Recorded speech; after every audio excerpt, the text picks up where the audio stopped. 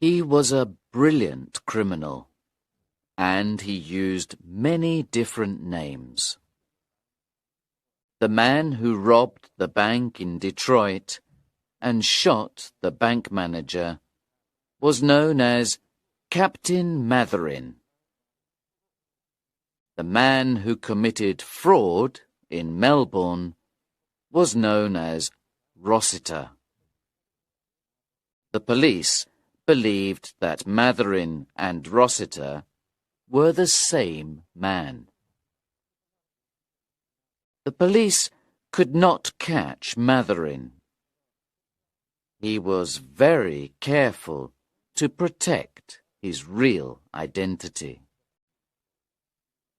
Most of the people who worked with him did not even know what he looked like. Only 2 people in the world could identify him. One of them was the bank manager he had killed in Detroit. Matherin shot him in front of his girlfriend. It was the other person who ended Matherin's criminal career. It all happened in a very dull way, if you look at it from one point of view. But the story is very different if you look at it from another point of view. I first heard the story from a young detective that I met in a pub near Westminster. Then a young woman called Miss Van Snoop gave me more information. A young lady was driving down Regent Street one day in a horse-drawn cab. It was about 1:30 in the afternoon, and it was warm and sunny. The cab was travelling slowly because the young lady said she was frightened of horses. Regent Street was full of women doing their shopping and men standing around talking. The young lady looked at the street with interest. There was a little stir as the young lady's cab approached the Café Royal. One cab was stopping outside the restaurant, and there were 2 others behind it. The traffic in the street stopped for a moment. The girl looked at the people who were standing on the steps of the building. She sat back quickly in her seat. "Drop me here," she told the driver. Her accent was American. The driver stopped the cab and the girl got out. She gave the driver a coin. The driver looked at it with interest. He smiled. "Americans are very generous," he said to himself. The girl walked towards the Café Royal. She glanced at the men who were standing on the steps. Several of the men looked at her with interest. They were surprised to see a woman on her own. She entered the restaurant and walked into the dining room. "American, you can be sure of that," one of the men commented. "They go anywhere they want. They're not afraid of anything. There was a tall man walking in front of the girl towards the dining room. He was very well dressed. He stopped for a moment when he entered the dining room. He was looking for a table. The girl stopped behind him. The waiter waved the man to a table. The girl sat down at a table behind him. Excuse me, madam, The waiter said to her. this table is for 4 people. Would you mind... I guess I'll stay where I am. The girl said softly. She gave the waiter a determined look and put some money into his hand. The restaurant was full of people. Many people looked at the girl who was eating alone.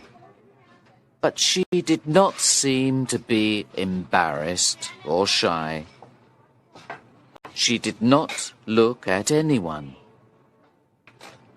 When she was not looking at her plate, she kept her eyes fixed on the back of the man at the next table. He ordered champagne with his lunch. The girl drank water. Suddenly, she called a waiter. Please bring me a sheet of paper and my bill, she said quietly. The waiter came back with a sheet of paper. The girl thought for a few minutes. Then she began to write something. She folded the paper and put it in her purse. Then she paid her bill. A few minutes later, the man at the next table paid his bill as well. The girl put on her gloves and watched the man's back. The man got up to leave the dining room. He walked past the girl's table. She turned her face away and looked at a mirror on the wall. Then she too got up. She followed the man out of the dining room. The man stopped on the steps for a moment. The porter was talking to a policeman. He noticed the man and asked him if he wanted a cab. Yes, please. The man replied. Then the porter noticed the girl. She was standing behind the man. As he turned towards her, he saw that her hand was in the man's pocket. She was stealing something.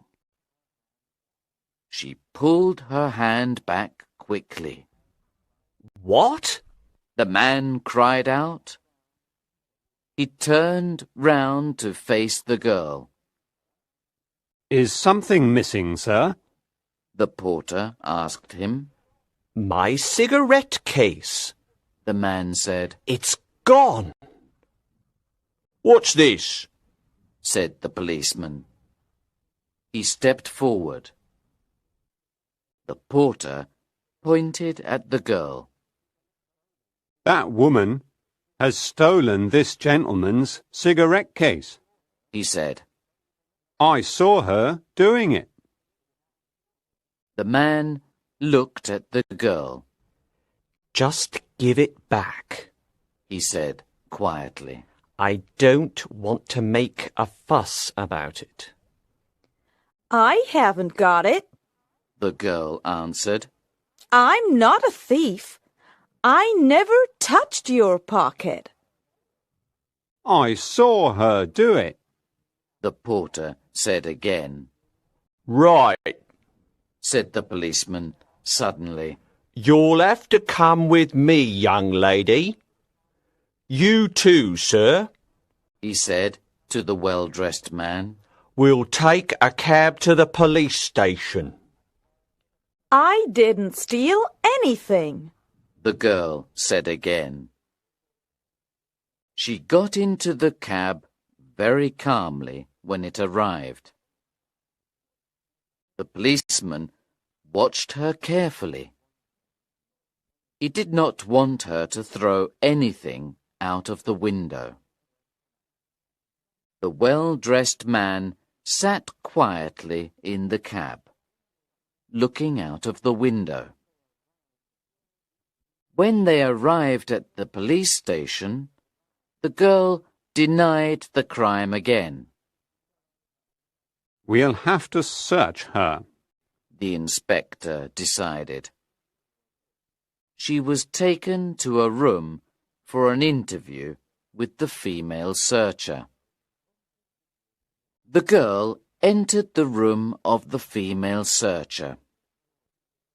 As soon as the door was closed, she put her hand in her pocket. She took out the cigarette case and placed it on the table. There you are. The girl said. Now, She went on. I want you to look in this pocket. Find my purse and take it out. The woman took out the girl's purse. Open it. The girl ordered. There's a note inside. She said. Read it, please. The woman took out the note the girl had written in the restaurant. It said, I am going to steal something from this man. It is the only way to get him into a police station without violence. He is Colonel Matherin, alias Rossiter, alias Connell. The police in Detroit, New York, Melbourne, Colombo, and London want him. He is a very dangerous man. I am a New York detective, Nora Van Snoop.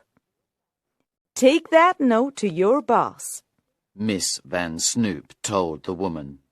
Do it now. The woman left the room and spoke to someone in the corridor. A few minutes later, the inspector came into the room. Don't worry.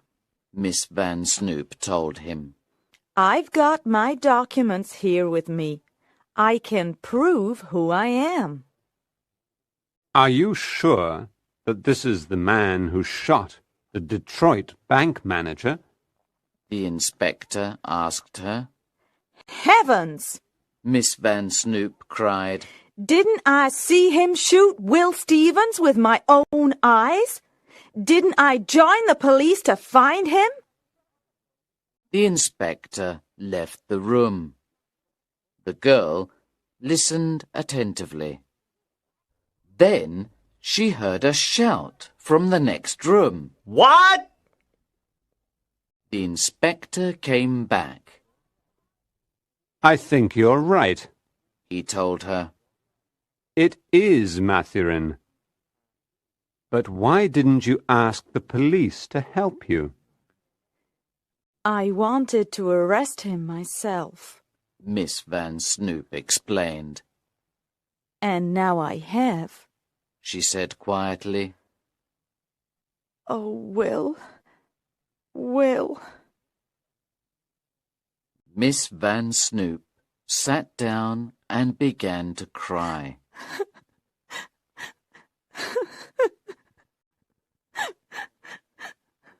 "30 minutes later, she left the police station and went into a post office.